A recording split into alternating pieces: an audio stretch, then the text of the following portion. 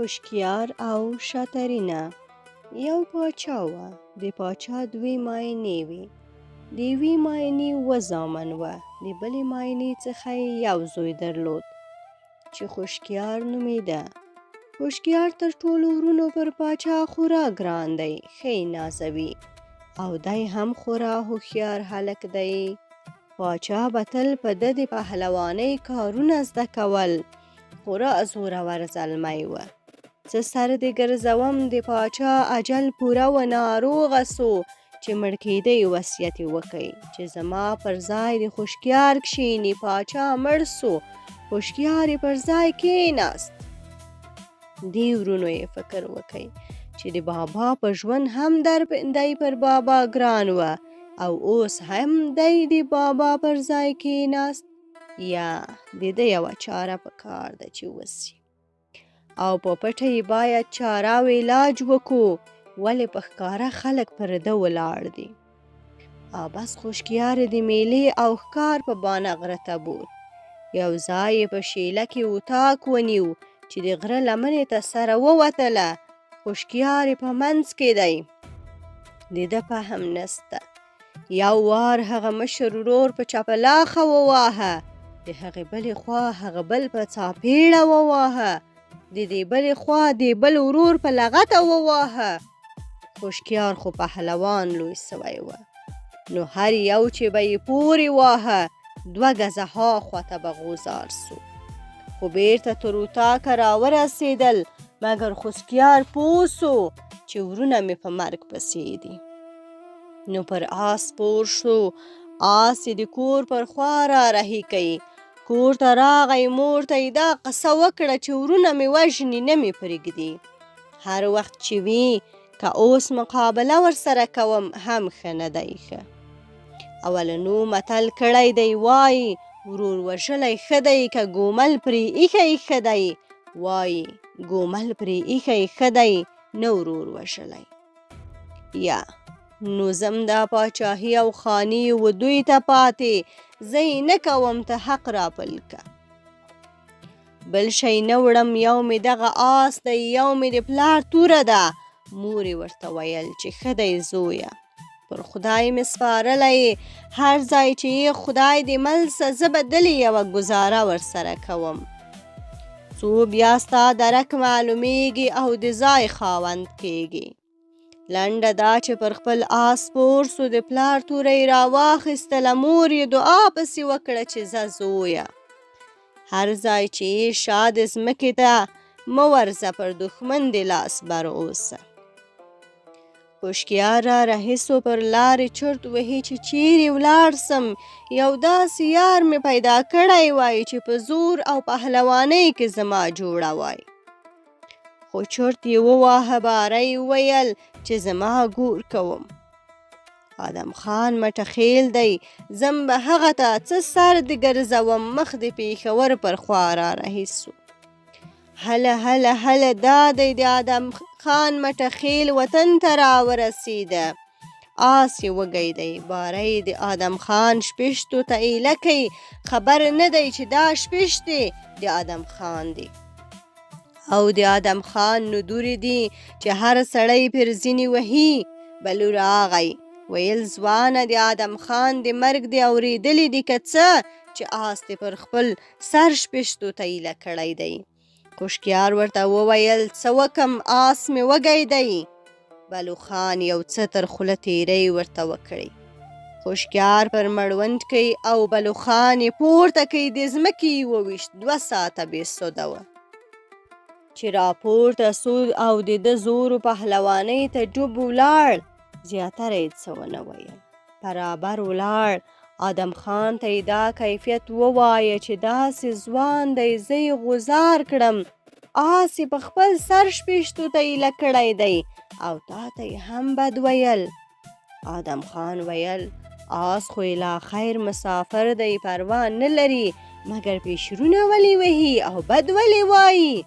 توره یې راواخیسته، راغی که ګوري یو زلمی پښتون ناست دی چې خور پرې مینېږي، که غښتلی پهلوان معلومیږي. ادم خان ورته وویل ځوانه، آس خو د پروا نه لري چې ایله کړی دې دی مګر ښکنځل دې ولې کړي هوښیار وویل زه پښتون یم ښکنځل نه کوم او نه مې کړي دي آدم خان په لاس وروغځاوه ویل آفرین پهلوان راځه کلا ته ته زما ورورې چې کلا ته یې بوت ډوډۍ یې ورته راوړه ډوډۍ یې وخوړله وروسته آدم خان پوښتنه ځینې وکړه چې ښه ځوانه د کوم ځای یې نوم دې څه شی دی په خټه څوک یې ده ورته ویل چې د کندهار د خویشکو یم او په خټه هم خویشکه یم نوم مې یار دی آدم خان ورته وویل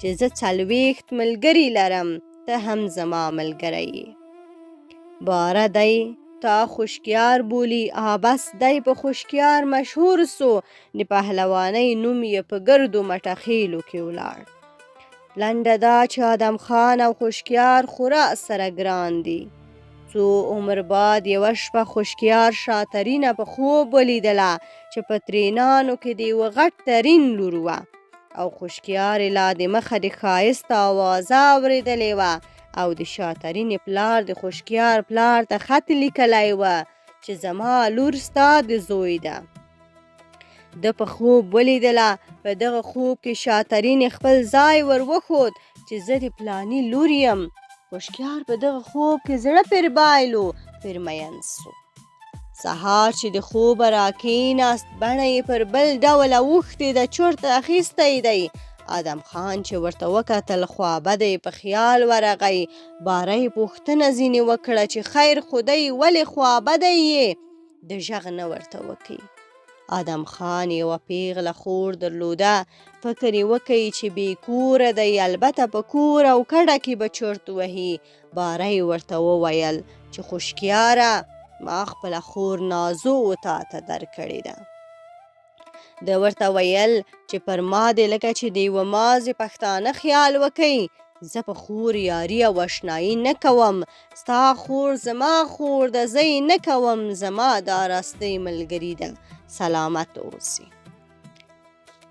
آدم خان ورته ویل چې ولې دې نو طبیعت خراب دی رښتیا خو راته ووایه ده ورته ویل چې رښتیا دا ده چې برایي مې شاترینه په خوب لیدلې ده آدم خان ورته ویل درځه چې درته رای ولم خوشکیار ورته ویل چې یا زه یوازې پسې ځم ته که کوي یو مجنون آس دې راکه آدم خان ویل یوازې به یې نه راولې هغه د زورور سړي لور ده پلار یې غټ د قوم مشر دی ګوره اوس به پښیمانه وي ده ویل ته بېغمه اوسه زه یې تمام یم آدم خان ورته ویل ښه دی چې ما نه بیایې هغه دی آس مې بوزه د آدم خان آس مجنون نومیدی لنډه دا چې آس یې ورکړی خوشکیار پښه پر واړوله پر سپور سو مخ د شاترینې پر خوا را رهي سو هله هله ورور ته دې ووایم د نکل کار دی دا دی راغی د شاترینې کلي ته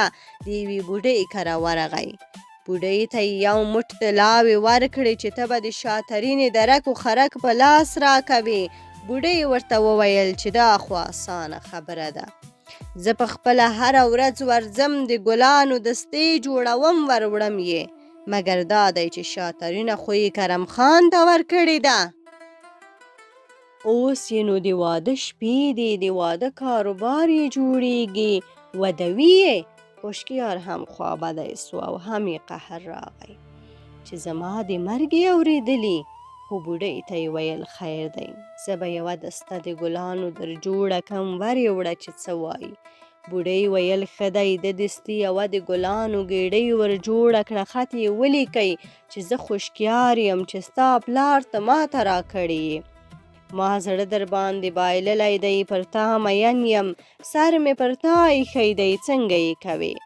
دا خط یې د بوډۍ په پټه د ګلانو د ګېډۍ په منځ کې کېښو ګېډۍ یې د بوډۍ په لاس ورکړه بوډۍ یوړه شاترینې ته یې ورکړه شاترینې چې د ګلانو ګېډۍ دا پلا ولیده خورا یې خوښه سوله چې پزې ته یې پورته کړه بویولی یې د ګېډۍ په منځ کې کاغذ و چې خلاص یې که یې ویې لوست پر ویې ژړل اریانه سوله چې دا به څنګه سي. بارۍ بوډۍ ته وویل چې دا ګېډۍ چا در جوړه کړې ده؟ بوډۍ ورته وویل چې دا زما یو زوی دی، ملنګ دی او ډېر ښه ځوان دی. شاترینې ویل چې رای وله. بوډۍ اریانه سوله چې څنګه یې اوس ورولم. که د شاترینې پلار یا کرم خان را خبر سو، خو خونجاړې به مې را په هوا کړي، دره به مې کړي. باره راغله پر خوشکیارې ناره وکړه. خوشکیاره چې بوډۍ ته وایي مورې، که کرم په ما خبر سو خوشکیاره، زما خونجاړې به څوک ګوري؟ چې په ما د فساد وکئ ادې دې راته ویل، اوس که کرم را خبر سو نو زما خونجاړې به څوک را ساتي؟ خوشکیار ناره پر وکړه. شابوډۍ تر کلا واوړه را واوړه. شابوډۍ ستا خونجاړې به زه را سره ګورم. چې ته بېغمه اوسه، تا ته ضرر نه رسیږي، په تا به هیڅوک نسي خبر. بله ورځ خوشکیار د ملنګ په کالو کې چې کچکول ورسره و، د شاترینې دروازې ته د خیر غوښتلو لپاره ورغی. شاترینه راغله، د ځان ور وښود. باره بیرته شاترینه وګرځېده، خونې ته ورغله. د صندوقه څخه یې طلاوې په پلو کې راواخیستلې، راغله د خوشکیار په کچکول کې ور واچولې، خو خوشکیار کچکول له ځمکې وویشت. پر شاترینې یې ناره وکړه. خوشکیار په کلي ځي کچکول بانه کی، شاترینې که خوله ورکړه، خوشکیار به دا کچکول دانه دانه کی. ارمان دی ارمان دی ارمان. لنډه دا چې طلاوې دانه دانه سولې. ده ورته ویل چې زما مقصد ته یې، طلاوې مې نه دي په کار، اوس یې څنګه کوې؟ دی ورته ویل چې زما مراد هم ته یې، هر رنګه چې یې ته کوې. دغه یوه نن شپه سته، سبا شپه مې په زوره ودوي. ده ورته ویل خدای به یې آسانه کړي چې داسې لنډ ګنډې ودوي، نو په ملنګۍ او په چم سره نه سره ورځي. زه دې په وچ مټه او په سپینه توره ځینې بیایم که را سره ځې. شاترینې ورته ویل چې ته سر پر ما اږدې، نو زما سر دې هم تر تا جار سي. زه خو اول هم ستاوم، اوس هم ستایم. ده ویل سبا به چیرې راسي؟ دی ویل سبا د کرم خان راباڼې راځي، بل ځای نسم درتلای مګر یوه بانه سته. هغه دا ده چې زموږ د کلا تر شا زما د نیکه او انا زیارت دی. زه به پلار ته ووایم چې ما ستا د مور او پلار زیارت ته یو وار پرېږدي. دا زیارت به وکم، نو ته به د کلا شاته راسې، کمر بسته او ملا تړلی به ولاړ یې.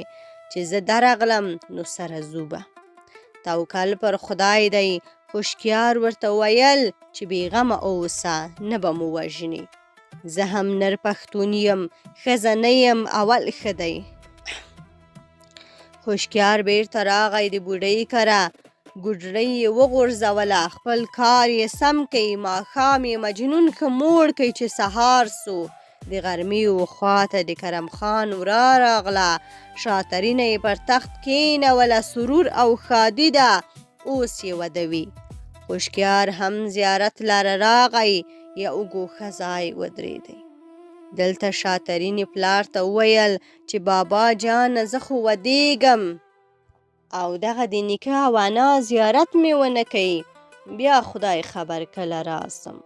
که ستا خوښه وي چې یو وار په ولاړو پښو زیارت لره ورسم، زیارت یې وکم، ډېر به ښه سي. ګوندې حقداره دې راورسیږي. بیګانه کور ته ځم. پلار یې ورته ویل چې 20 کرته ورسه. بس دی هم د واده کالي اغوستي دي. زرغون شال یې پر سر دی، د جواهرو او ملغلرو امیل یې په غاړه دی. را رهي سوله. هغه نورې همزولې او د کلي ښځې وایي موږ هم در سره ځو. دا ورته وایي چې زه یوازې ځم. ښځې او مینځیانې ورته وایي چې ولاکه پاتې سو، موږ هم در سره ځو. لارې ویل ښه دی، یوازې نه دی، ښه دوی دې هم در سره ولاړې سي. لنډه دا چې شاترینه سره له نورو همزول او منځیانو راغله زیارت لره. د زیارت و سر ته شینغزي ولاړ دي. په دغه شینغزي امیل ورته وځړاوه. و دې ښځو ته یې وویل چې تاسې په یوه سلا ور الا کوئ، هر یوې چې واخیست د هغې دی. ښځو هم پر را الا کړه، 10-12 ښځې دي، خو چې ور حمله یې کړه امیل وشلېده. دانه دانه سو ښځې د ملغلرو او بتکیو په ټولولو اخته سولې. شاترینه راغله، د خوشکیار تر شا په مجنون ورسره سپره سوله. خوشکیار هم مجنون پونده کوي لکه برېښنا والوت. ښځې په ملغلرو او امیل اخته دي. د شاترینې مینځه ده چې داسې وکتل. شاترینه په خوشکیار پسې سپره ده. دغسې را ایله کړه. د شاترینې پر پلار او کرم خان ناره وکړه. کرم خان اورا د خوشې مسخره کړه. کرم خان شاترینه خوشکیار تر شا سپره کړه. ارمان دی ارمان دی ارمان. کرم خان اریان سو چې دا څنګه پیښه سوه. پلار یې ورته ویل چې څنګه پیښه سوه، ټال مه پکې باسه، سړي پسې وباسه. کرم خان ویل یا زه یوازې په خپله پسې ځم.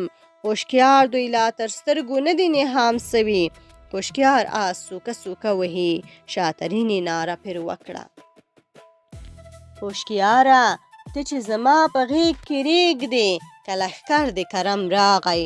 خوشکیاره ته به ترپلې ما به پرېږدې. ارمان دی ارمان دی ارمان دی ارمان.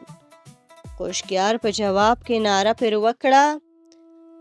شاترینې زه چې ستا په غېږ کې رېږدم، که لښکر د کرم راغی. شاترینې سپین گردن به پر تا کېږدم. ارمان دی ارمان دی ارمان. کرم خان ملا وتړله چې اوس په خپله پسې ځم. د کرم خان وراره دی. ده وویل چې ته مه ځه زه ځم، که چې زه مړ کړم بیا ته پوهېږې کار دی. باره دا وراره یې پسې راووت چې راغی. خوشکیار دوی نه دي سپاره سوي. باره وراره یې پسې ژغ کړه چې نه به ځې. خوشکیار مخ پر را وګرځاوه، ناره یې پر وکړه. ای ښځوانه دا د خول سر خو د تور دی، مخ در ګرځوه ای ځوانه، چې کرم ستاسې میړه دی لا کمزور دی. ارمان دی ارمان دی ارمان. چې یانې ښځوانې ځان مه راوژنه، ځه بېرته مخ وګرځوه ولاړ سه.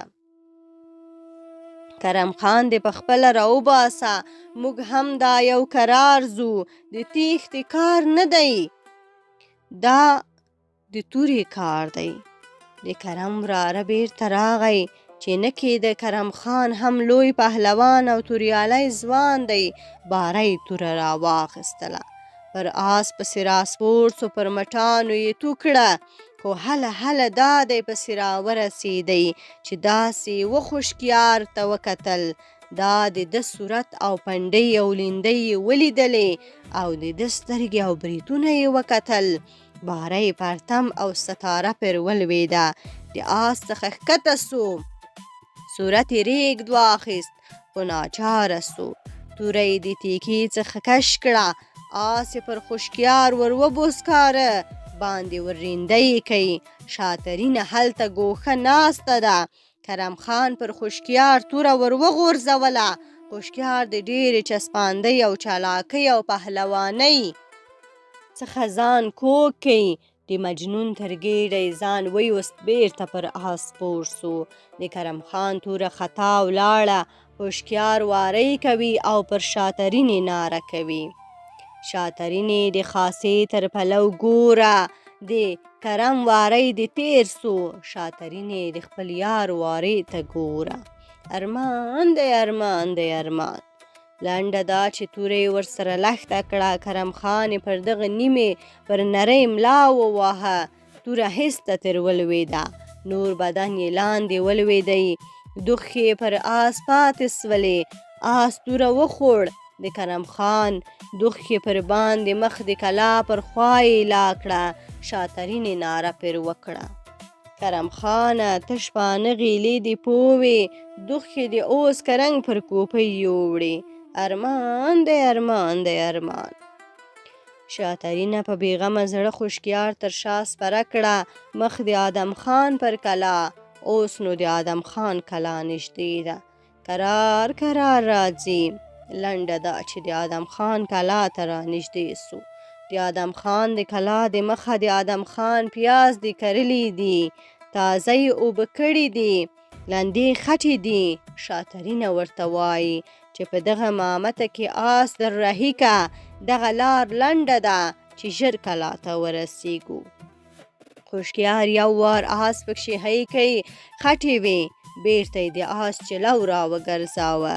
د پیازو څخه یې آس را ویوست. شاترینې ویل څه کوې؟